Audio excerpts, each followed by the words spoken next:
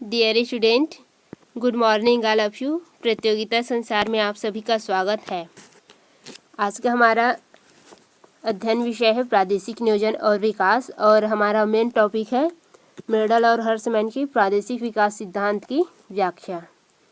तो ये जो क्वेश्चन है यह अलग अलग महाविद्यालयों में अलग अलग प्रकार से पूछ दिए जाते हैं। तो चलिए उस क्वेश्चन को भी देख लेते हैं ताकि किसी को कोई समस्या ना आए।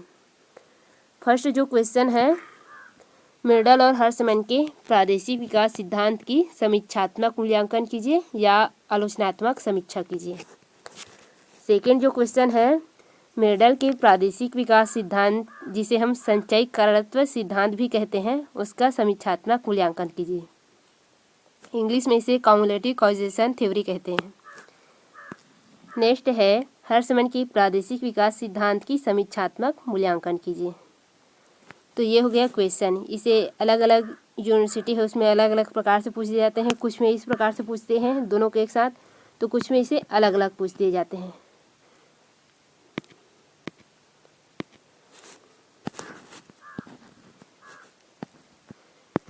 तो ये जो क्वेश्चन है थोड़ा बड़ा है तो इसे हम 3 पार्ट में देखेंगे। फर्स्ट वीडियो में देखेंगे हम मेडल के प्रादेशिक विकास सिद्धांत, और सेकेंड वीडियो में देखेंगे हर्समैन का प्रादेशिक विकास सिद्धांत। थर्ड वीडियो में देखेंगे हम मेडल और हर्समैन की जो प्रादेशिक विकास सिद्धांत है उसमें समानताएं और असमानताएं, और उसी वीडियो में देखेंगे प्रादेशिक विकास जो सिद्धांत है उसकी समालोचना, यानी कि जो मेडल है और हर्समैन है उनके प्रादेशिक विकास सिद्धांत है उसकी समालोचना देखेंगे, यानी कि उनका मूल्यांकन। तो चलिए आज का क्लास स्टार्ट करते हैं मेडल के प्रादेशिक विकास सिद्धांत से।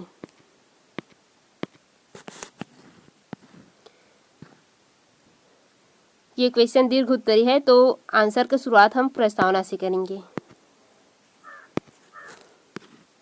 तो चलिए देखते हैं प्रस्तावना को हम किस प्रकार से अच्छे से लिख सकते हैं।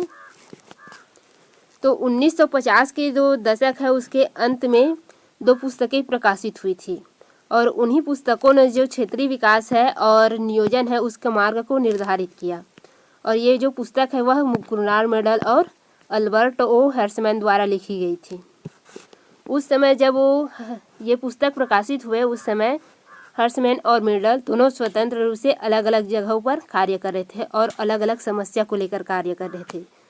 जो मेडल है वे यूरोप के लिए संयुक्त राष्ट्रीय संघ आयोग के निर्देशक थे, और यूरोप में जो प्रादेशिक असमानताएं हैं उसके कारणों जो उत्तरदायी कारण है उन्हें समझाने का प्रयास कर रहे थे, ताकि जो द्वितीय विश्व युद्ध के उपरांत पुनः निर्माण का जो कार्य है उसमें समुचित व्यूहरचना योजनाएं बनाई जा सके। ये दोनों परस्पर रूप से स्वतंत्र थे, इसके बावजूद भी क्या थे, उनके सिद्धांतों में समानता थी। और जो दूसरी ओर जो हर्समैन है वो याले विश्वविद्यालय इसमें अध्यक्ष थे और कोलंबिया में अपने अनुभवों के आधार पर आर्थिक विकास सिद्धांत का निर्माण करने का प्रयास कर रहे थे। अतः इन दोनों का जो योगदान है वह बहुत ही सराहनीय है। आप इसे नोट कर लेंगे, इससे आपको अच्छे से समझ में आ जाएगा।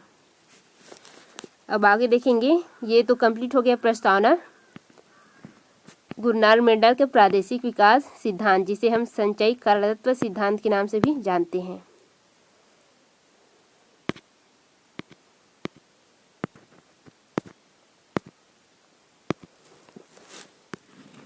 गुरनाल मेडल के प्रादेशिक विकास सिद्धांत, रीजनल डेवलपमेंट थ्योरी। संचयी कारकत्व सिद्धांत को कम्युलेटिव कॉजेशन थ्योरी भी कहते हैं। जो प्रसिद्ध स्वीडिश अर्थशास्त्री यानी कि गुरनाल मेडल, इन्होंने संचयी कारकत्व के सिद्धांत को विकसित किया, और संचयी कारकत्व के सिद्धांत पर इसका ध्यान तब गया जब ये संयुक्त राज्य अमेरिका में जो प्रजाति संबंधी और अश्वेत जनसंख्या की दुर्दशाओं के जो कारण है उनका विश्लेषण कर रहे थे। उस समय क्या था, जो यूरोप है और संयुक्त राज्य अमेरिका है वहाँ पर जो काले गोरे रंग भेद का जो सामाजिक समस्या चल रही थी उसी के कारण पर विश्लेषण कर रहे थे। और जो हमारे महात्मा गांधी है, विवेकानंद है, वे भी इस पर जो काले गोरे अश्वेत जनसंख्या संबंधी समस्याएं हैं उनका निर्धारण करने के लिए अफ्रीका या कहीं गए थे। तो ये भी आप ध्यान रखेंगे ताकि आपको ये अच्छा से समझ में आ जाएगा।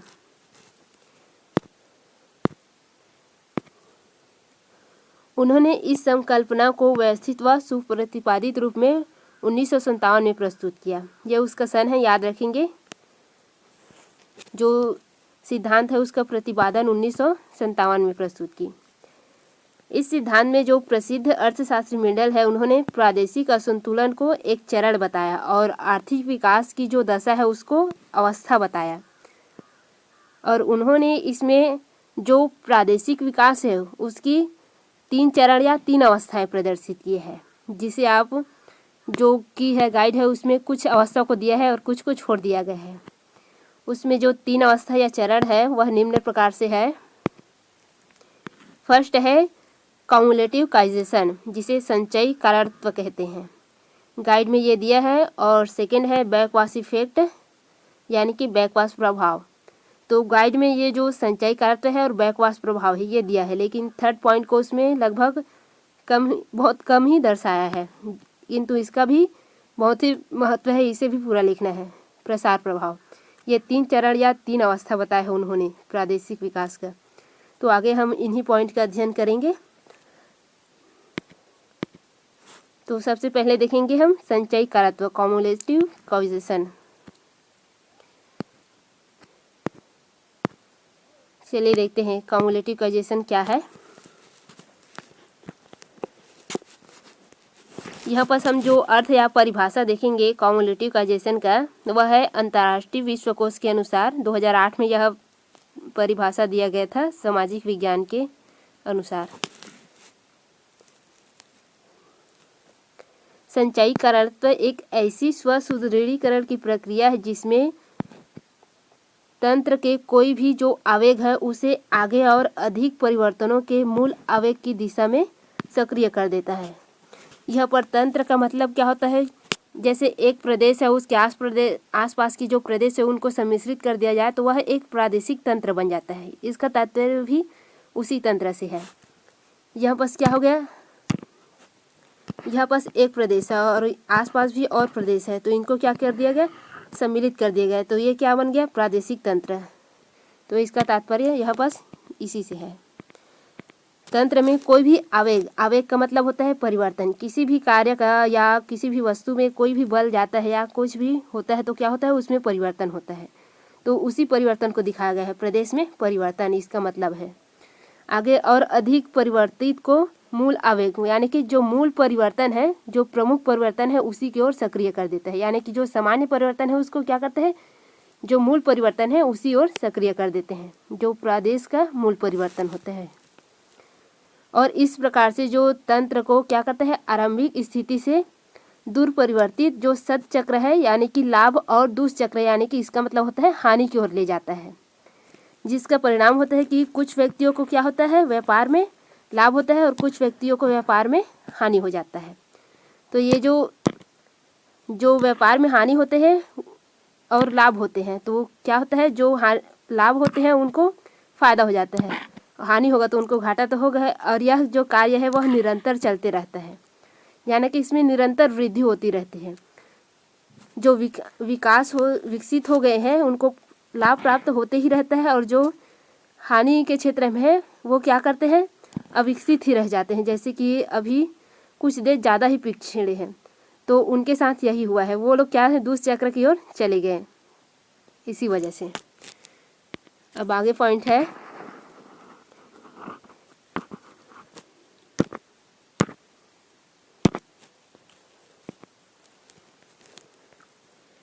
संचयी कारकत्व में मेंडल ने यह स्पष्ट किया कि जो स्वतंत्र बाजार है, जिसे हम अनियंत्रित बाजार भी कह सकते हैं, उनकी जो शक्तियां हैं वो क्या करते हैं, नवशास्त्रीय मॉडलों पर आधारित है। और वह क्या करते हैं, जो स्थानीय असमानता है उसको कम करने के बजाय उसको और बढ़ाता है। जो विकास है वह क्या है, बहुआयामी है, उसमें केवल एक तत्व को शामिल नहीं कर सकते। बहुआयामी मतलब बहुत सारे तथ्यों को शामिल किए जाते हैं, जैसे कि आर्थिक संरचना, सामाजिक मानक, राजनीतिक संस्थाएं, लोक नीतियाँ इत्यादि सभी को सम्मिलित किया जाता है। केवल एक ही तथ्य को इसमें से लेकर हम क्या करते हैं, विकास नहीं कर पाएंगे। सामाजिक सुदृढ़ीकरण होना चाहिए, राजनीतिक सुदृढ़ीकरण होगा, लोक नीतियाँ अच्छी बनेगी, आर्थिक जो स्थिति है वह सुदृढ़ रहेगी, तो उस प्रदेश का क्या होगा, विकास अधिक होगा। और ये सभी कमज़ोर रहेंगे तो उस प्रदेश का विकास जो कार्यक्रम है वह धीमी गति से चलेगा। ये यहाँ पर बताया गया है।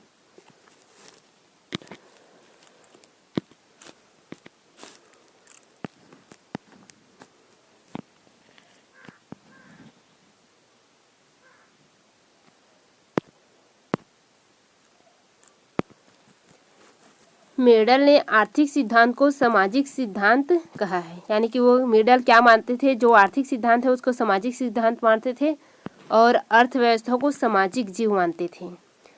और वे इस बात पर बल देते थे कि अधिक विकास का कोई भी विश्लेषण आर्थिक कारकों के बिना अवास्तविक व भ्रामक है, यानी कि जो गैर आर्थिक कारक है उनको भी इसमें सम्मिलित करना पड़ता है।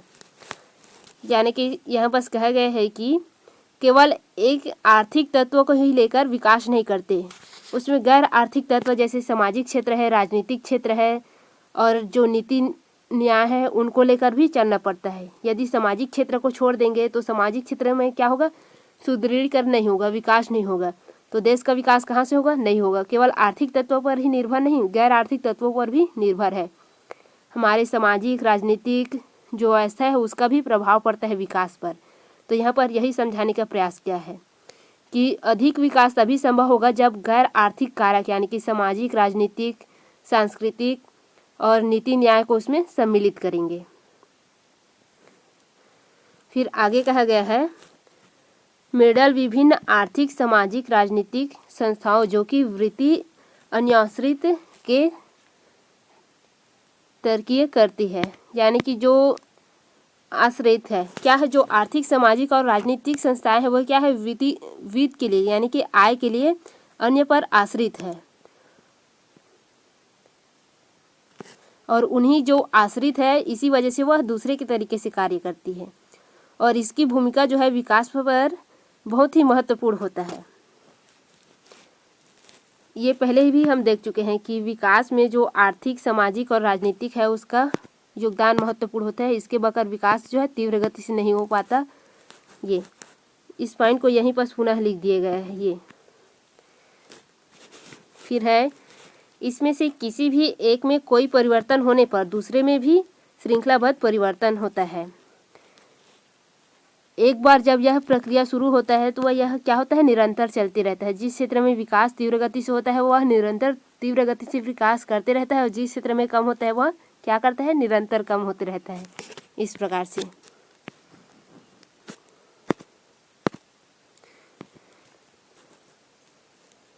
और जब तक कि किसी बाहरी जो शक्ति है उसके द्वारा उसे रोका नहीं जाए तब तक कि वह क्या होता है, या हस्तक्षेप नहीं किया जाए तब तक कि वह रुकने का नाम नहीं लेता, उसका मार्ग भी प्रदर्शित नहीं होता। वह क्या होता है, निरंतर चलते ही रहता है, दिशा परिवर्तन नहीं होता। इसमें दिक् परिवर्तन लिखा है, इसका मतलब होता है दिशा परिवर्तन।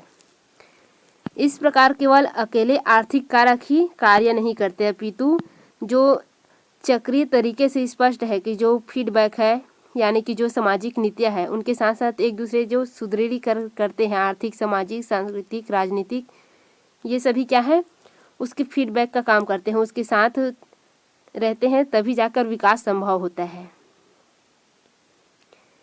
यह प्रक्रिया जहाँ एक और विकसित प्रदेशों में या देशों में सचक्र का निर्माण करता है, यानी कि जो विकसित देश है वो क्या रहते हैं, संपन्न होते हैं, वहाँ विकास के कार्य तीव्र गति से चल रहा है, वहाँ पर क्या करेंगे, लाभ अधिक देता है, इसी को सचक्र कहा गया है, वहाँ पर भी हम बताए हैं।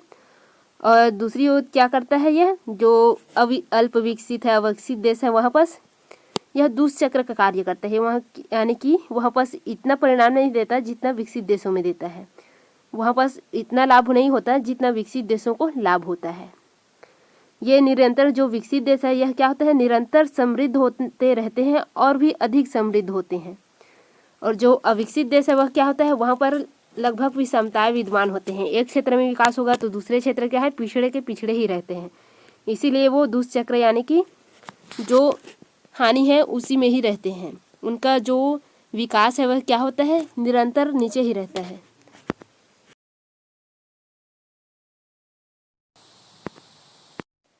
और वही दूसरी ओर क्या होता है, जो पिछड़े प्रदेश है वह ह्रासोन्मुख यानी कि दुष्चक्र की दिशा की ओर चला जाता है, वहाँ पर दुष्चक्र का निर्माण होता है यानी कि हानि का। ये हम पहले भी बता चुके हैं। अब आपके नोट करने के लिए यहाँ पर थोड़ा ध्यान दे लेते हैं। इसमें क्या होता है, जो निर्धनता है और अधिक क्या होता है, निर्धनता पैदा करते हैं। यानी कि यदि एक क्षेत्र है यहाँ पास क्या है, विकास कार्यक्रम लागू कर दिए सरकार जो है, और एक क्षेत्र है यहाँ पास क्या है, विकास कार्यक्रम अभी लागू नहीं है, तो ये क्या है, विकास कर गया और यहाँ पास कोई कार्यक्रम नहीं है, तो सरकार क्या करेगा, अब यहाँ को छोड़ देगा और यहाँ पास विकास कार्यक्रम करेगा। तो यहाँ पास विकास होगा, लेकिन यहाँ के विकास होते तक यहाँ का जो विकास है वह क्या हो जाएगा, यहीं के यहीं आ जाएगा, वापस इतने ही क्षेत्र में रह जाएगा, इससे आगे नहीं बढ़ पाएगा। तो क्या है, ये तो विकास करेगा लेकिन ये इसका विकास जो है घट जाएगा। जो विकास है इसका क्या होगा, जो इतना है ये निरंतर घट के इतना ही रह जाएगा। इस प्रकार से इसमें यानी कि निर्धनता और निर्धनता ही पैदा करेगा, वह क्या होगा, अधिक विकास नहीं हो पाता। इसी को यहाँ पर समझाया गया है। फिर आगे देखते हैं।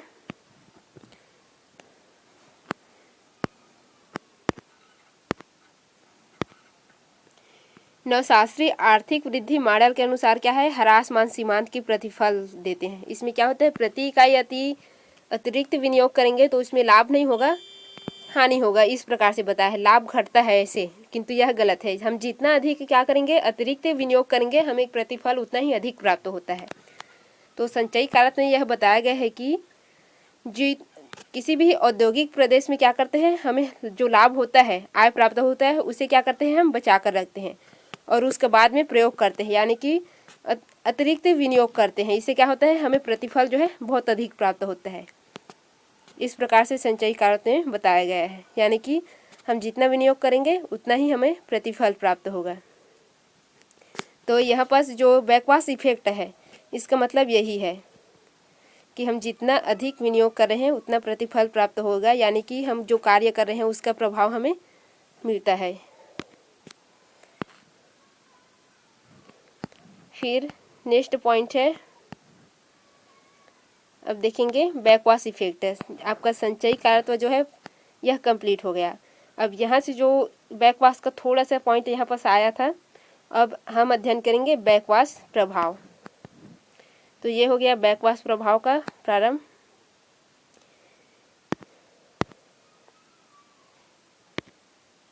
यहाँ पर जो बैकवाश लिखा है उसको जो यूजीसी नेट है उसमें प्रतिगमन के नाम से प्रदर्शित किया गया है। कहीं पर हम क्वेश्चन देख रहे थे, वहाँ पर हमें मिला ये।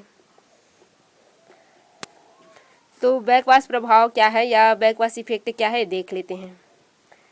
आर्थिक विकास में स्थानिक असमानता में वृद्धि की व्याख्या हेतु मेर्डल ने प्रतिवाही प्रभाव या बैकवाश इफेक्ट जिसे कहते हैं उस संकल्पना को प्रस्तावित किया है। देखिए यहाँ पर एक और शब्द आ गया, प्रतिवाही प्रभाव। गाइड में दिया है प्रतिक्षिप्त प्रभाव और यूजीसी नेट के कुछ शब्दकोश में दिया हुआ है प्रतिगमन प्रभाव। तो जो बैकवाश इफेक्ट है उसका जो हिंदी अर्थ है वह अलग अलग आ रहा है लगभग सभी क्षेत्र में। तो आप इसे बैकवाश इफेक्ट के नाम से ही यानी कि इंग्लिश शब्द से ही याद रखेंगे तो आपके लिए अच्छा होगा। तो ये जो संकल्पना किस लिए दिया गया है, स्थानिक जो असमानता है उसके प्रभाव को दर्शाने के लिए इसको दिया गया है, जिसके कारण आर्थिक क्रियाओं का संकेंद्रण जो विकासमान प्रदेश है वहाँ होता है। जैसे कि संचयी कारक में है, हम देखें कि जो विकास है उसका केंद्र संकेंद्रण कहाँ होता है, विकासशील देशों को होता है, उनका लाभ भी उन्हीं को होता है और गरीब देशों को नहीं होता, वे और अधिक दुष्चक्र यानी कि ह्रासमान की ओर जाता है। तो इसी को उसका प्रभाव क्या होता है वह इसमें दिखाया गया है बैकवाश इफेक्ट में। यह दूसरे चरण है उसका, यानी कि वहाँ पर हम क्रिया देखें, अब उसका प्रभाव यहाँ देखेंगे। यहाँ पर क्या होता है, इसमें दूसरे चरण में बताया गया है कि जो बैकवाश प्रभाव है इसमें बताया गया है जो प्रादेशिक विकास है उसमें जो आर्थिक विकास है, आर्थिक क्रिया है, उसके परिणाम स्वरूप होता है जो संकेंद्रण है विकास का वह विकसित प्रदेशों की ओर होता है, और बाकी के जो शेष भाग है देश का उनका क्या होता है, जो स्थिति के जो गरीब है उनका स्थिति गरीबी में ही रह जाता है। ये वहाँ पर हम देख चुके हैं।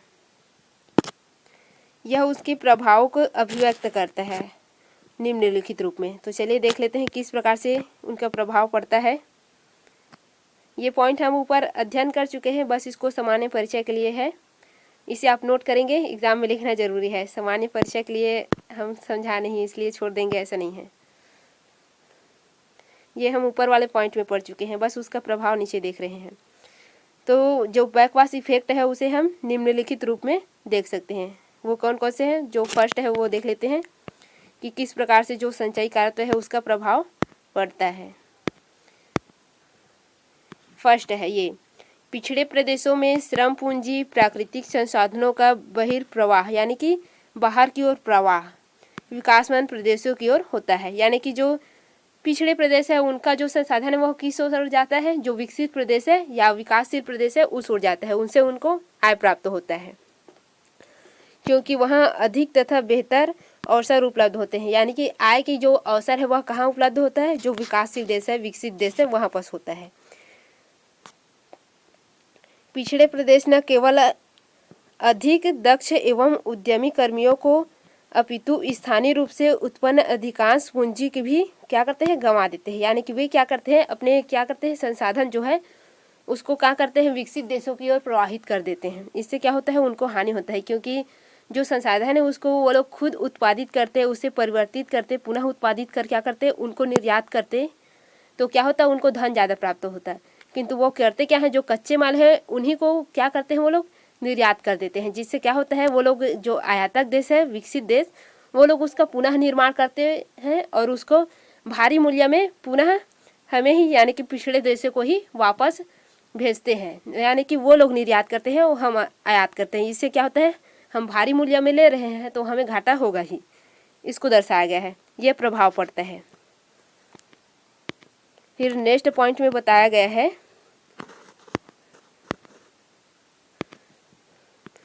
उद्यमी तथा उपक्रम विकासमान प्रदेशों की ओर आकर्षित होते हैं।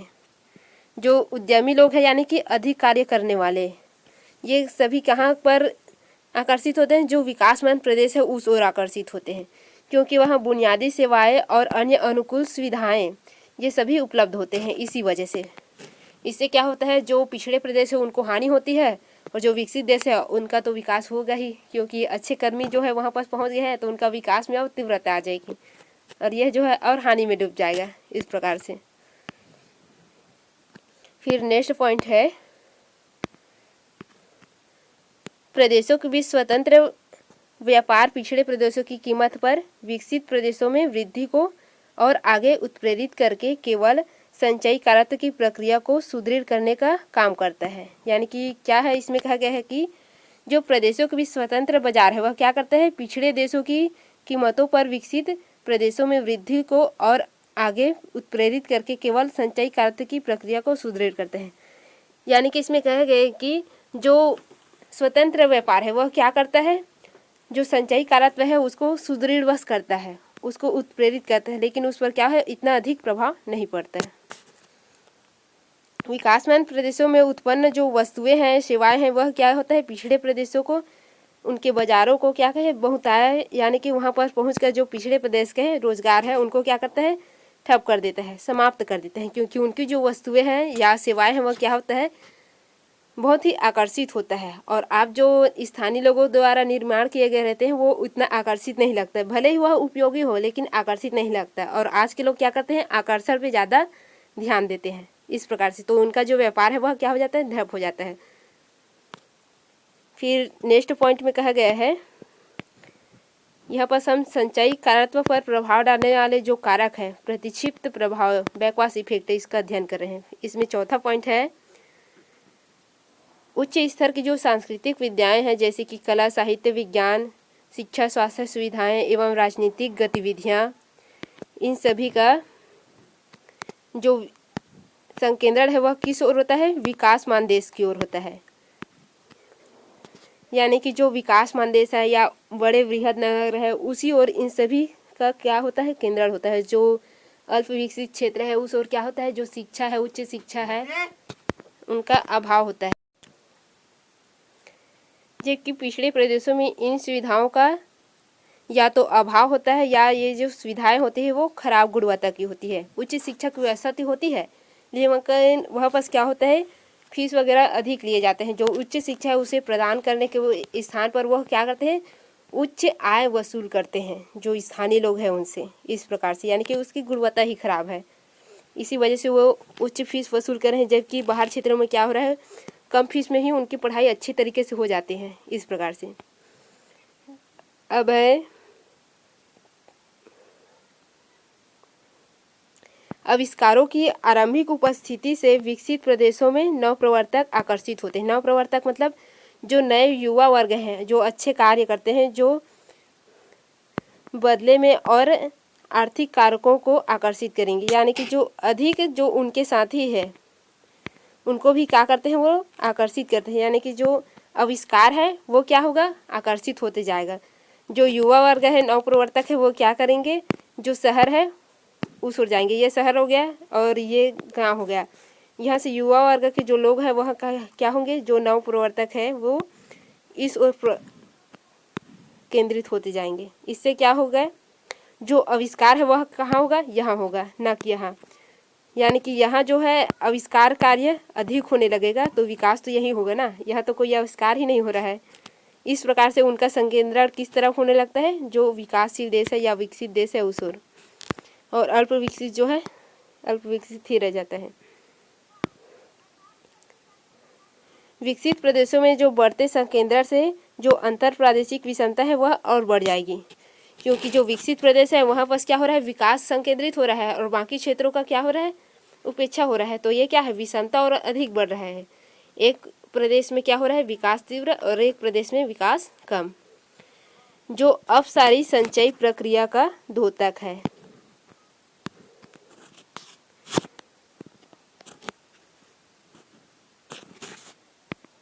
अब आगे देखते हैं।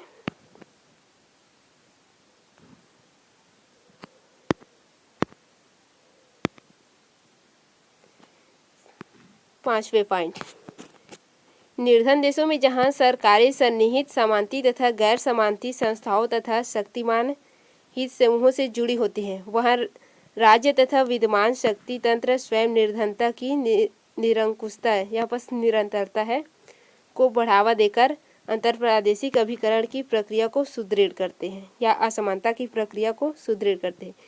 इसमें होता है कि जो निर्धन देश होते हैं वो क्या होते हैं, जो सरकार होते हैं, और जो सामंती यानी कि जो जमींदार होते हैं, सामंती का मतलब क्या होता है, जमींदार या पूंजीपति वर्ग होते हैं, और गैर सामंतवादी यानी कि जो गरीब लोग होते हैं उनको गैर सामंतवादी कहते हैं, और जो सामंती है उनका मतलब तो आपको पता ही है, यानी कि अधिक पैसे वाले होते हैं ये लोग, सामंती लोग, और जमींदार, पहले इनको जमींदार कहा जाता था, जो सामंत प्रथा है यानी कि जमींदारी प्रथा है, तो उससे बना है ये सामंती यानी कि सामंत पूंजीपति वर्ग। गैर सामंती यानी कि जो गरीब निर्धन है उनको लिया गया है। तो इसमें क्या गया है, जो शक्तिशाली होते हैं वो लोग क्या करते हैं, अपनी ओर जितना विकास है वो उसको अपेक्षाकृत खींच लेते हैं, और बाकी की ओर क्या है, जो विकास के शेष बचे कार्यक्रम है उसको प्रविष्ट कर देते हैं। इससे क्या है, निर्धनता जो है निरंतर बढ़ते रहता है। इस प्रकार से इन सब तरीकों से जो प्रतिवाही प्रभाव यानी कि बैकवाश इफेक्ट है, विशेष करके वे जो स्थानिक अंतरक्रिया के द्वारा कार्य करते हैं, सक्रिय होते हैं, जो पिछड़े प्रदेशों में विकास के लिए क्या होता है, विफल कर देता है। यानी कि ये जो भी हम पढ़े हैं सामंती वाले, वो क्या करता है, जो बैकवाश प्रभाव है यानी कि जो संचयी कारक है उसके प्रभाव को जो स्थानीय क्षेत्र है वहाँ पर क्या करता है, सक्रिय होते हैं, उसको प्रदेश में विकास करने से विफल कर देता है, क्योंकि वो लोग अपने ही विकास को सोचते हैं। और विकसित प्रदेशों में ऐसा नहीं होता, यह निरंतर जारी रहता है। अब ये जो हो गया संचयी कारत्व भी देख लिए, बैकवाश प्रभाव देख लिए। संचयी कारत्व में हम देखे हैं कि विकास का संकेंद्रण कहाँ होता है, और बैकवाश इफेक्ट में देखें कि उसका प्रकार मतलब प्रभाव क्या होता है, और देखेंगे उसका प्रसार प्रभाव यानी कि उसका प्रभाव जो हुआ है संचयी कारत्व का, उसका विस्तार कहाँ तक होता है, उसका प्रसार कहाँ कहाँ तक हो सकता है, ये देखेंगे। उसका परिणाम प्रसार ये इसमें दिया हुआ है, स्प्रेड आउट इफेक्ट। मेडल ने प्रतिकारी बलों को अस्तित्व को भी माना है। प्रतिकारी बल के अस्तित्व को क्या किया है उन्होंने, विकास के क्षेत्र में माना है। जो प्रदेशों के बीच अभिसरण पैदा या विषमता पैदा करते हैं। यानी कि जैसे कि अभी आप बोले हैं सरकार, राजनीतिक, सामंती, ये सभी क्या है, प्रतिकारी है, और इनका जो प्रभाव है वह क्या है, विकास में अधिक पड़ता है। परंतु जो प्रभावशाली प्रवृत्ति का अपसरण में क्या होता है, वृद्धि अर्थात असमानता की होती है। अंतरप्रादेशिक अभिसरण तब होता है जब कुछ केंद्र या प्रसार प्रभाव के द्वारा विकासशील देशों में क्या होता है, जो अल्प विकसित देश है वहाँ पर जो लाभ है वह प्रदेशों को मिलता है। यानी कि ये क्या है, एक विकासशील देश है और इसके द्वारा कुछ व्यापार वगैरह है वो क्या हुआ, अल्प विकसित या जो पिछड़े देश है वहाँ पर आया, तो उनको क्या होगा, ये जो है लाभ जो है आसपास के क्षेत्रों को मिलेगा। इस प्रकार से इसमें क्या होता है, उसको दर्शाया गया है, जो उसके प्रभाव क्षेत्र है उसको, इसको नोट कर लेंगे, इससे आपको ज़्यादा समझ में आ जाएगा। फिर है प्रसार प्रभाव से जो उत्पन्न होने वाले कारक है वो निम्नलिखित रूप में है, वो देखेंगे। अब प्रसार प्रभाव किन कारणों से उत्पन्न होता है ये देखेंगे। अभी हम देखे हैं बैकवाश प्रभाव किस प्रकार से पड़ता है। अब देखेंगे प्रसार प्रभाव के जो कारण है उत्पन्न होने के, वो देखेंगे। पिछड़े प्रदेश में जो उत्पाद जैसे कि कृषि है, खनिज उत्पाद है, इसका क्या होता है, विकासमान प्रदेशों की ओर मांग जो है वृद्धि अधिक होते हैं, तो पिछड़े प्रदेश क्या करते हैं, उसको निर्यात बाजार के माध्यम से उन तक भेज देते हैं, यानी कि उन तक विकसित होता है, जिससे वहाँ पिछड़े प्रदेशों में विकास का आरंभ हो जाता है। यानी कि जो अल्प विकसित है या विकासशील देश है वो क्या करते हैं, अपने माल को विकसित प्रदेशों की ओर, ये अल्प विकसित है और ये विकसित है, तो ये क्या करेंगे, अपने माल को यहाँ निर्यात करेंगे, तो इससे क्या होगा, इस क्षेत्र का यहाँ से इनको आय प्राप्त होगा, फिर यहाँ का क्या होगा, विकास होगा निरंतर। इस प्रकार से ये होता है स्प्रेड इफेक्ट, यानी कि इसमें प्रसार प्रभाव हो रहा है। यहाँ का जो यहाँ से यहाँ माल जो है प्रसार हुआ, अब यहाँ क्या हो रहा है, उसका विकास हो रहा है, उसी जो आय प्राप्त हुए हैं उससे। फिर होता है पिछड़े प्रदेश में नवप्रवर्तक का प्रसार विकास को प्रोत्साहित करता है। जो नवप्रवर्तक का प्रसार यानी कि उसका जो नाम होता है या उसके कार्यों का जो आसपास क्या पड़ता है, प्रभाव पड़ता है, उसका क्या होता है, प्रसार होता है, प्रचार होता है, ये सभी का प्रभाव जो है क्या होता है, विकास को प्रोत्साहित करता है, अन्य लोगों को भी प्रोत्साहित करना है उनके जैसे कार्य करने की। ये होता है प्रसार प्रभाव, यानी कि किसी क्षेत्र का या किसी व्यक्ति का क्या हुआ है, जो विस्तार हुआ है, तो उसका प्रभाव दूसरे व्यक्ति पर भी। फिर नेक्स्ट पॉइंट है, जब किसी विकसित प्रदेश में भीड़ भाड़, मजदूरी की दरें तथा किराए इतनी अधिक वृद्धि हो जाती है कि वहाँ किसी नई फार्म की स्थापना अलाभकारी हो जाती है, यानी कि कोई नई संस्था की स्थापना क्या हो जाता है, अलाभकारी हो जाती है, तो आर्थिक क्रियाएं का जो स्थानांतरण है वह नए क्षेत्रों में होता है, जिसे हम उपान क्षेत्र के नाम से भी जानते हैं। तो ये हो गया, ये भी एक प्रसार प्रभाव है। और अब इसमें थोड़ा सा ब्रीफ समरी दिया हुआ है इसी का, प्रसार प्रभाव का, स्प्रेड इफेक्ट का, ये देख लेते हैं।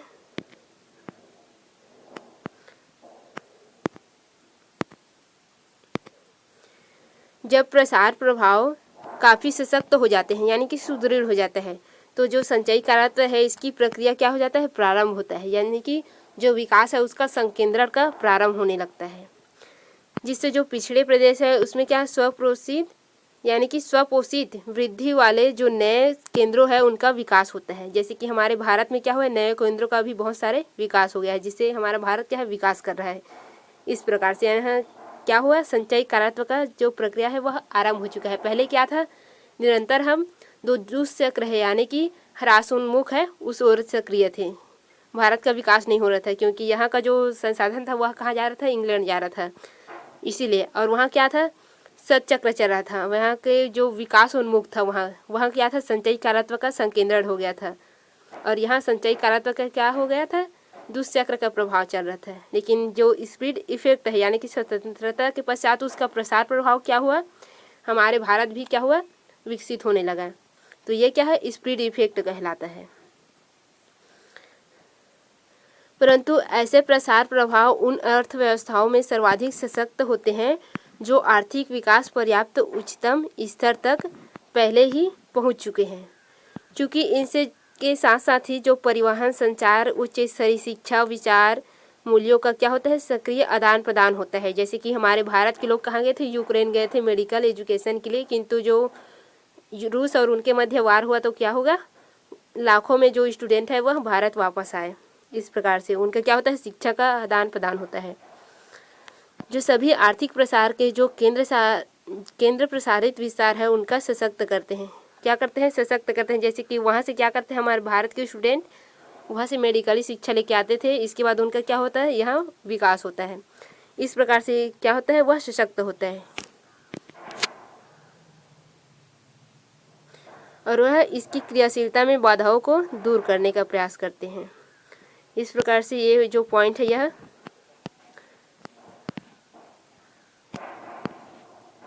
कंप्लीट होता है। अब देखेंगे हम जो मेडल है उनके जो प्रादेशिक विकास सिद्धांत है, इसका निष्कर्ष, क्या निष्कर्ष आता है उसका। ये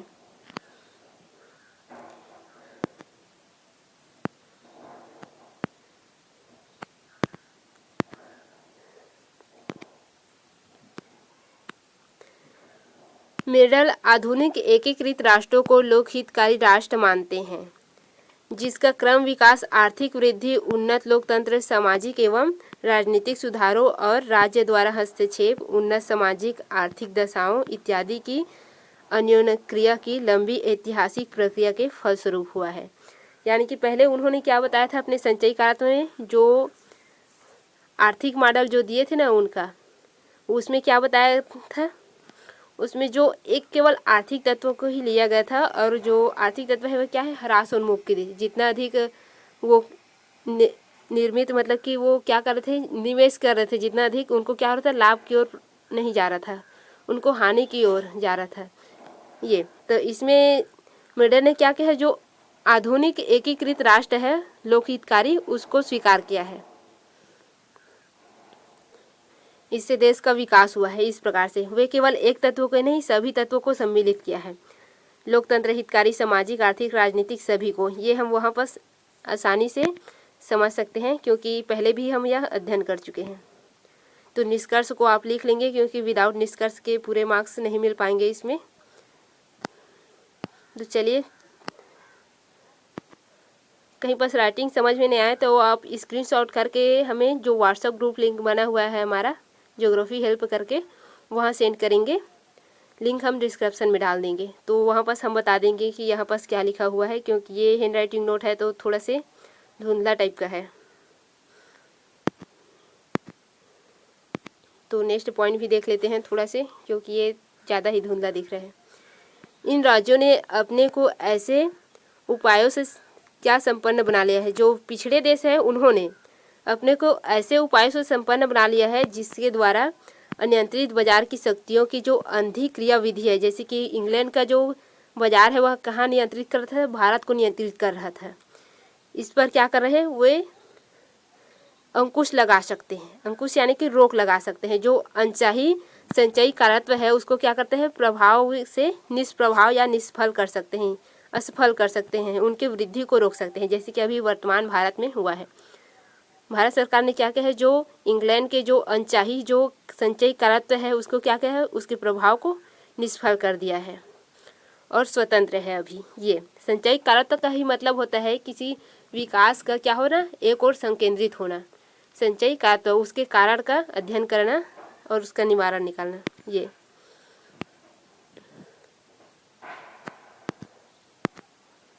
मेडल ने यह दावा किया कि, यानी कि उन्होंने यह स्पष्ट किया कि जो सामंती नीतियां हैं उनका क्रियान्वयन निर्धन देशों की अपेक्षा संपन्न देशों में अधिक किया जाता है, जबकि निर्धन देशों में ऐसी नीतियों की अधिक आवश्यकता होती है क्योंकि वहाँ कमजोर प्रसार प्रभाव अधिक समानता पैदा करती है।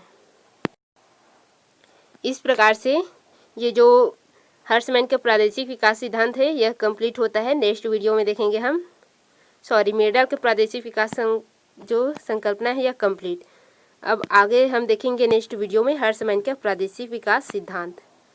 तो आज के लिए इतना ही, धन्यवाद। तो आप वीडियो को यदि पूरा देखेंगे तभी आपको समझ में आएगा, अदरवाइज नहीं आएगा।